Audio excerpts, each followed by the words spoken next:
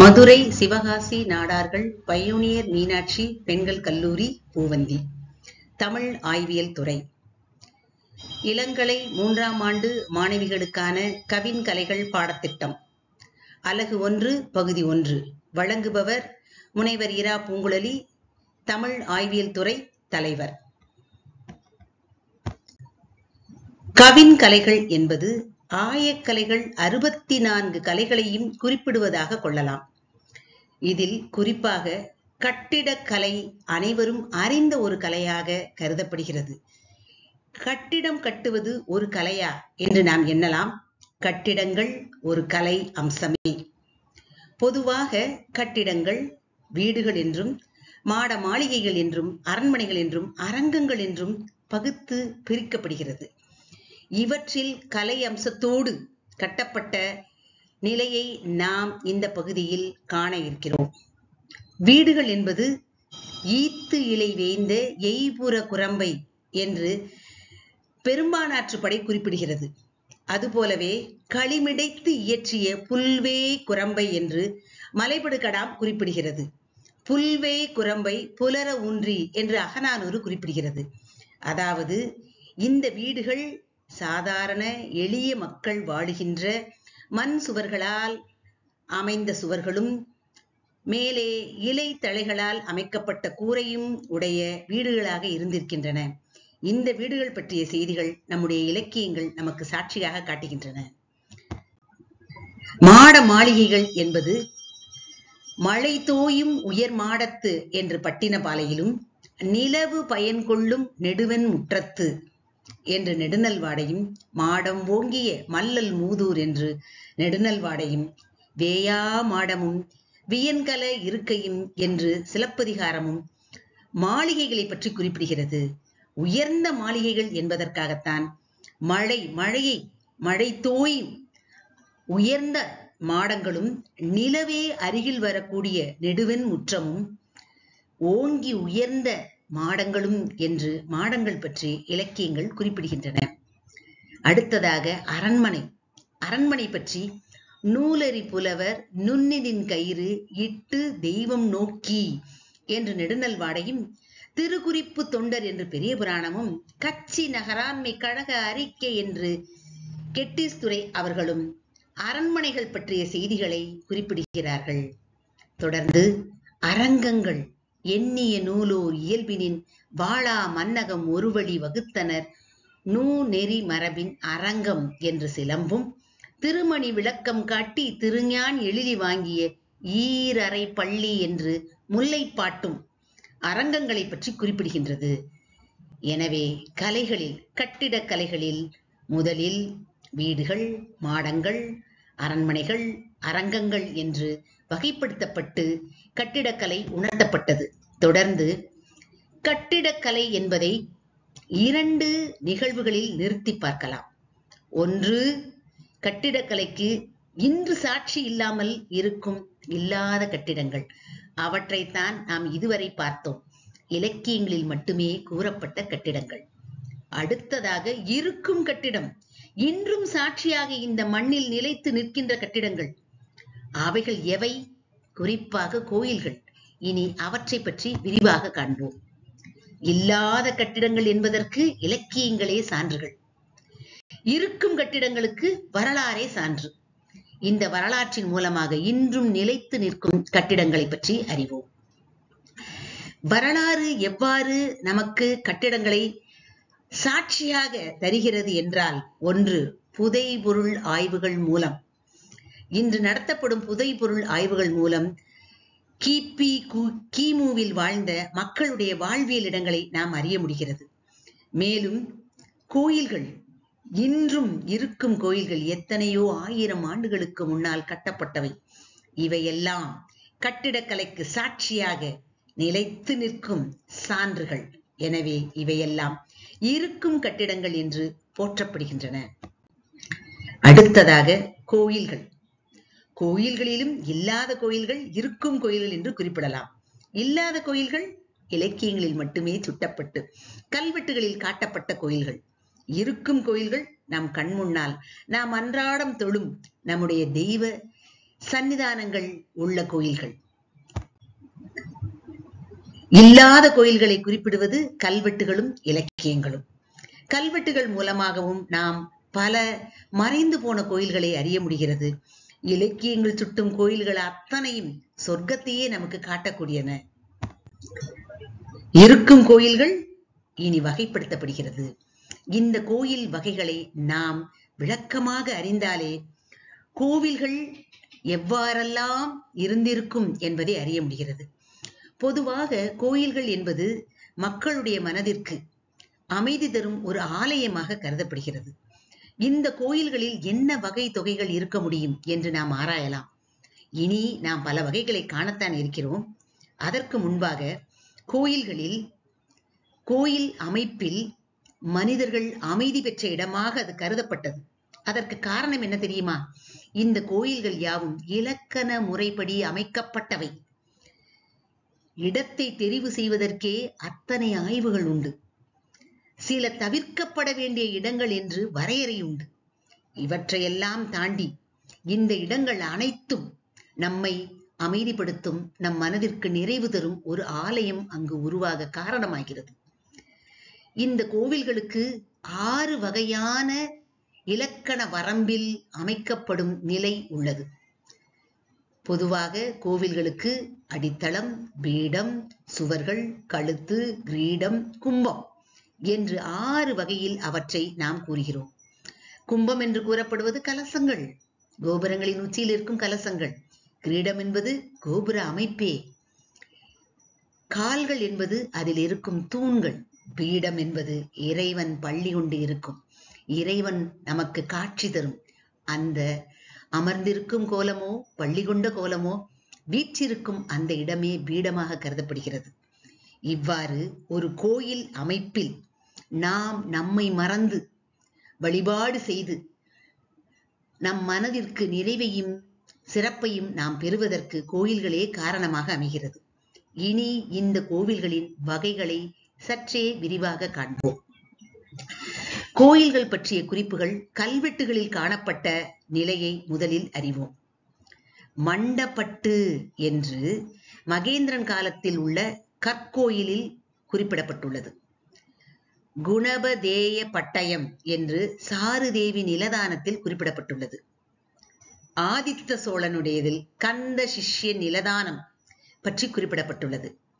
தாளகுண்டா ஸ்தான குண்டூரம் சிவன் கோயில் என்ற குறிப்பு உள்ளது. உருவப்பள்ளி பட்டயம் என்பதில் விஷ்ணு கோபன் நிலத்தானம் பற்றி குறிப்பிடப்படுகிறது. அதாவது இவற்றில் எல்லாம் கோவில்கள் என்பதை விட அந்த கோவில்களில் செய்யப்பட்ட நிகழ்வுகள் சுட்டப்படுகின்றன. அதாவது மண்டப்பட்டு என்ற கற்கோவில் மகேந்திரன் காலத்தில் இருந்ததாக நமக்கு குறிப்பு இருக்கிறது. நிலதானம் என்பதன் மூலமாக அந்த கோவில்களில் மக்களுக்கு வழங்கப்பட்ட தான தர்மங்கள் எடுத்துரைக்கப்படுகின்றன. மேலும் தான தர்மங்களுக்கு மன்னர்கள் கொடுத்து வந்த மானியமும் அதில் குறிப்பிடப்படுகிறது. இவற்றின் மூலமாகத்தான் நாம் கோயில்களின் நிலையை அறிய முடிகிறது.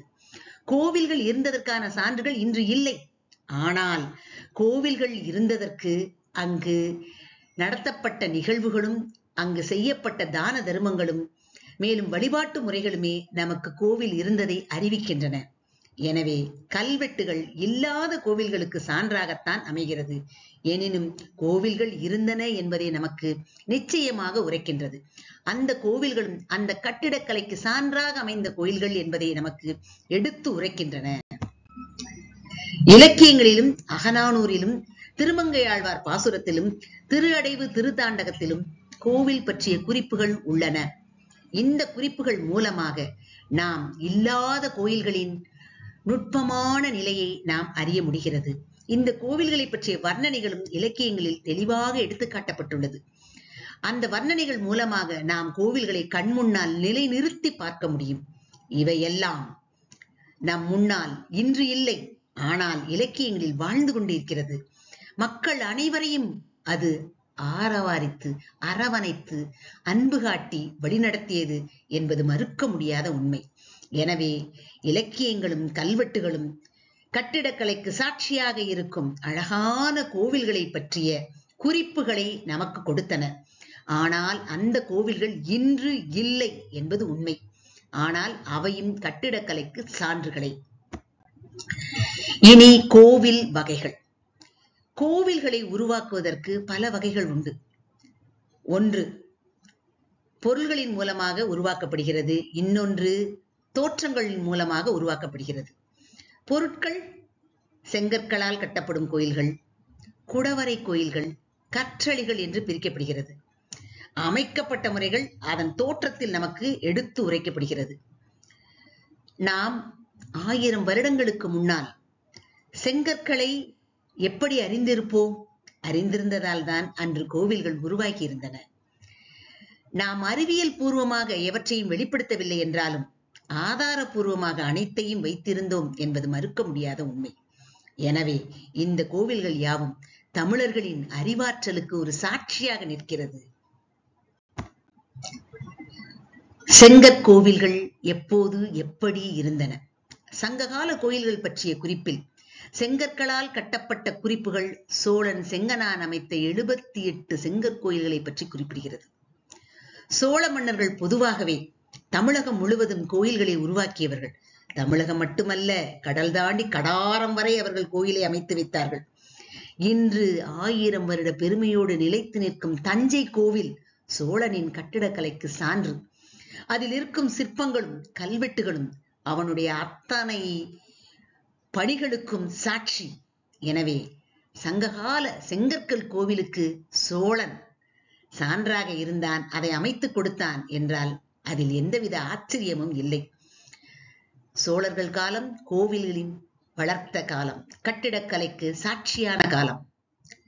குடவரை கோயில்கள். குடவரை கோயில்கள் என்பது மலையை குடைந்து உள்ளே தெய்வ உருவத்தை அமைத்து மக்கள் வழிபாட்டிற்கு கொடுத்த கோவில்கள். மகேந்திர பல்லவன் செங்கல், மரம், சுண்ணம், உலோகம். கவனிக்க வேண்டும், செங்கல், மரம், சுண்ணம், உலோகம் இவை யாவுமே இல்லாமல் மலைகளை குடைந்து பிரம்ம ஈஸ்வர விஷ்ணுகளுக்கு அமைத்த கோவில்கள் குடவரை கோயில்கள் என்று கூறப்படுகின்றன. இன்று மகாபலிபுரத்தில் குடவரை கோயில்கள் காணப்படுகின்றன. மலைகளை குடைந்து அமைக்கப்பட்ட அந்த வழிபாட்டு தலங்களை நாம் இன்றும் காண முடிகிறது. இவையெல்லாம் கட்டிடக்கலைக்கு தானே சாட்சி, கட்டிடக்கலையின் அழகுக்குத்தானே சாட்சி.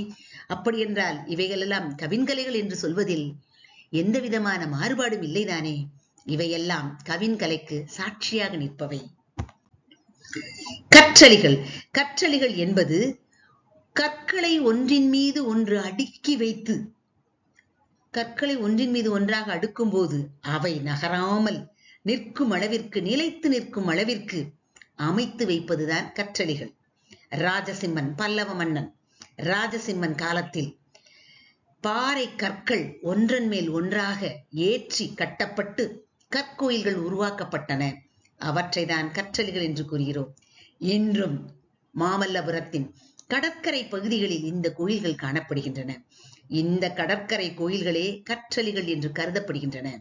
இவற்றை நாம் கவின்கலைக்கு சான்றாக, சாட்சியாக, பெருமையாக நிலைநிறுத்தி மகிழ்ச்சி கொள்ள முடியும். அடுத்தது கோவில்களின் தோற்றங்களின் வகைகள் குறிப்பிடப்பட போகிறது. இவற்றின் மூலமாகத்தான் நாம் கோயில்களை இனம் காண முடிகிறது. அதாவது இந்த கோவில்கள் எல்லாம் தெய்வங்களின் திருவுருவங்களை தாங்கி நிற்பன. இந்த கோவில்களின் அமைப்பில் உள்ள மாறுபாடுகளே இந்த கோவில்களுக்கு வகை வகையான பெயர்களை ஏற்படுத்தி கொடுத்துள்ளன. ஆலக்கோவில் என்றும், இளங்கோயில் என்றும், கரக்கோயில் என்றும், ஞாழர் கோயில் என்றும், கொகுடி கோயில் என்றும், மணி கோயில் என்றும், உயரமான கோயில் என்றும் கவின்கலை இந்த கோவில் தோற்றங்களை வகைப்படுத்தி நமக்கு பரவசமூட்டுகிறது. கவின்கலை இந்த கோவில்களின் அமைப்புகளுக்கு முக்கியத்துவம் தருவதற்கு காரணம் கட்டிடக்கலையின் மாண்பு அங்கு உணர்த்தப்படுகிறது. கட்டிடக்கலையின் மாண்பினை நாம் அறிவதற்கு, அந்த கலையின் பெருமைகளை நாம் உணர்வதற்கு இந்த கோவில்களே சாட்சிகள். ஆலக்கோயில். ஆலக்கோயில் என்பது ஆணை கோயில் என்பதன் மறு. ஆணை என்பது யானையை குறிப்பதுதான். கஜ விருஷ்ட விமான கோவில், அதாவது கோவிலின் விமான பகுதி யானையின் பின்பகுதியை போன்று, பிருஷ்டம் என்றால் பின்பகுதி, பின்பகுதியை போன்று காணப்படுகிறது. ஹஸ்தி பிருஷ்ட விமான கோவில் என்று அது கூறப்படுகிறது. ஹஸ்தி என்பது வடமொழியில் யானையை குறிப்பது. அதன் பிருஷ்ட பகுதியான விமான கோவில் என்று ஆலக்கோவில் குறிப்பிடப்படுகிறது. இன்றும் கூட சென்னையை அடுத்துள்ள பகுதிகளில் இது போன்ற அமைப்பில் கஜபிரதிஷ்ட விமான அமைப்பில் கோவில்கள் உள்ளன. இவற்றின் காலம் அறியப்படவே முடியவில்லை. 2000 ஆண்டுகளுக்கு முன்பிருக்கலாம் என்று கணிக்கப்படுகிறது. அவற்றையெல்லாம் எண்ணும்போது நம்முடைய கட்டிடக்கலையின் பிரம்மாண்டம் நம்மை திகைக்க வைக்கிறது. இளங்கோயில். இளங்கோயில் என்பது திருப்பணி சமயத்தில் தற்காலிகமாக ஏற்படுத்தப்படுகின்ற கோவில். அதாவது ஒரு கோவிலுக்கு திருப்பணி செய்ய வேண்டிய ஒரு சூழலில், ஒரு நேரத்தில் நாம் இறை உருவத்தை ஒதுக்கி வைக்க முடியாது அல்லவா? எனவே அந்த இறைவனின் அத்தனை சக்திகளையும் பரிகசித்து அருகில் இருக்கும் ஒரு மண்டபத்தில் இறைவனை நாம் தற்காலிகமாக பிரதிஷ்டை செய்து அங்கு அன்றாட பூஜை வழிபாடுகளை இந்த கோவில் திருப்பணிகள் முடியும் வரை நடத்தி கொண்டே இருப்பது. இது சிற்ப நூல் ஸ்ரீ கரக நூல் 4 பட்டை விமானத்தால் அமைக்கப்பட்டு இருக்கும். இது ஒரு தற்காலிக கோயில், திருப்பணி சமயத்தில் மட்டுமே பயன்படுத்தக்கூடிய கோயில். எனினும் இதுவும் சிற்ப நூல் முறைப்படி அமைக்கப்பட்டிருக்கும் கரக அமைப்பில் இது உருவாக்கப்பட்டிருக்கும். அடுத்ததாக கரகோயில். இது கற்கோயிலின் திரிபு, அதாவது கற்கோவில்கள், கற்களால் உருவாக்கப்பட்ட, அது குடவரை கோயிலாகவும் இருக்கலாம், கற்றளி கோயிலாகவும் இருக்கலாம். இந்த கரகோயில்கள் கற்கோயிலின் திரிபாக எண்ணப்படுகிறது. விஜயம் சிற்ப நூல் இதை வட்டமான விமானத்தோடு கூடியது என்று நமக்கு குறிப்பிடுகிறது. சிற்ப நூல்கள் சிற்பக்கலையின் ஆழத்தை மட்டும் எடுத்துரைப்பது அல்ல, கட்டிடக்கலையின் பெருமைகளையும். ஏனென்றால் கட்டிடங்களில் தானே சிற்பங்கள் வீற்றிருக்க முடியும். எனவே சிற்ப நூல்கள் பெரும்பாலும் கட்டிடக்கலையின் மாண்பையே எடுத்துரைக்கின்றன. அடுத்ததாக ஞாழர் கோவில். இந்த கோவிலின் அமைப்பு பற்றி நமக்கு தெளிவான செய்திகள் இல்லை. ஆனாலும் ஞாழர் மரத்தால் அமைக்கப்பட்டது என்ற கருத்து உண்டு. மரத்தால் அமைக்கப்பட்ட கோயில்கள் இன்றும் கூட கேரளா பகுதிகளில் காணப்படுகிறது. அதுபோல ஞாழர் மரத்தால், ஞாழர் மரம் என்பது ஒரு தெய்வீகமான மரம், அந்த மரத்தினால் அமைக்கப்பட்ட கோயில்களாக இருக்கக்கூடும் என்று கருதப்படுகிறது. எனவே ஞாழர் கோயில் என்பது இறைவன் குடிகுண்டி இருக்கும் மரத்தால் அமைக்கப்பட்ட ஒரு வாழ்விடத்தையே காட்டுகிறது. மரத்தால் கோவில்களை அமைக்கும் போது இன்னும் கூட அழகையும் நேர்த்தியும் நாம் காட்ட முடியும். இவற்றின் மூலமாகவும் நாம் கவின்கலையை உணர்த்த முடியும். அடுத்தது கொகுடி கோயில். ஸ்ரீபோகம், ஸ்ரீவிலாசம் என்னும் 2 பெயர்களில் குறிப்புகள். ஸ்ரீபோகம் வட்ட சிகரம் கர்ண கூடத்துடன் காணப்படுவது, ஸ்ரீ விசாலம் பத்திர வரிசையும் இணைந்து காணப்படுவது என்று கொகுடி கோயில்கள் விளக்கப்படுகின்றன. அதாவது கொகுடி கோயிலுக்குரிய பெயர்களாக போகம், விலாசம் குறிப்பிடப்படுகிறது. போகம் என்பது வட்ட சிகரம், சிகரத்தோடு காணப்படுகிறது. கோவிலின் 6 அமைப்புகளில் சிகரமும் ஒன்று. அதாவது கலசத்திற்கு முன்பு இருக்கும் பகுதி சிகரம், கலசத்தை தாங்கி இருக்கும் பகுதி சிகரம். இது வட்ட வடிவில் காணப்படுவது. கர்ண கூடத்துடன் காணப்பட்டால் அது போகம் என்றும், விலாசம் என்பது பத்திர வரிசை, அதாவது ஒரு பூவின் அமைப்பில் காணப்படுவது, அவ்வாறு காணப்பட்டால் அது விலாசம் என்றும் குறிப்பிடப்பட்டது. இவ்வாறு அமைக்கப்பட்ட சிகரங்கள் உள்ள கோயில்கள் கொகுடி கோயில்கள் என்று அழைக்கப்பட்டன. கோவிலின் தோற்றம் வைத்தே இவை கணிக்கப்படுகின்றது. அடுத்ததாக மணிக்கோயில். ஸ்கந்தகாந்தம் 8 பட்டை 6 பட்டை சிகரத்தை உடையது. அதாவது சிகரங்கள் ஒரே படியில் அமைவது இல்லை, 8 படியாகவோ 6 படியாகவோ, அதைத்தான் 8 பட்டை 6 பட்டை என்று குறிப்பிட்டார்கள். அது மட்டுமல்ல, அதன் அமைப்பும் அருங்கோணமோ எண்கோணமோ அமைப்பில் அமைவது. 8 பட்டை என்பது எண்கோண அமைப்பையும் 6 பட்டை என்பது அருங்கோண அமைப்பையும் உணர்த்துவது. இதற்கு ஸ்கந்தகாந்தம் என்ற பெயர் குறிப்பிடப்படுகிறது. அவ்வாறு அமைகின்ற கோயில்கள் மணி கோயில்கள் என்று குறிப்பிடப்படுகின்றன. அடுத்தது உயரமான கோவில்கள். சோழர்கால கோயில்கள். தஞ்சை பெரிய கோயில், ராயர் கோபுரங்கள் 180 அடி உயரத்தை உடையது. அங்கு இருக்கும் ஒரே கல்லில் செய்யப்பட்ட நந்தியும் நம்மை பிரமிக்க வைக்கும். இவையாவும் சோழர் காலத்தில் உருவாக்கப்பட்டவையே. இவையாவும் கவின் கலைகளுக்கு இன்று வரை சாட்சியாக நிற்பவையே. இந்த உயரமான கோயில்களே நம்முடைய தமிழக பெருமையை பறைசாற்றுவன. அடுத்தது கோவில்களில் செய்யப்படும் வழிபாடுகள்.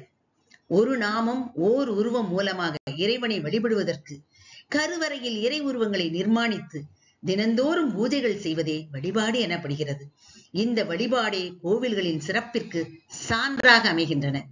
வழிபாட்டின் பயன்களாக இறை பூஜையை செய்பவர்கள், பூஜைக்கு உதவியவர்கள், பூஜையில் கலந்து கொண்டு இறைவனை வழிபட்டவர்கள் அனைவருமே நலம் பெறுவர் என்பதால் கட்டிடக்கலையின் ஆதாரமே இந்த இறை உருவங்களாலும் வழிபாடுகளாலும் வழிபாட்டினை செய்யும் மக்களாலும் பெருமை பெறுகிறது என்பதை நாம் திண்ணமாக நம்புவோம். நன்றி.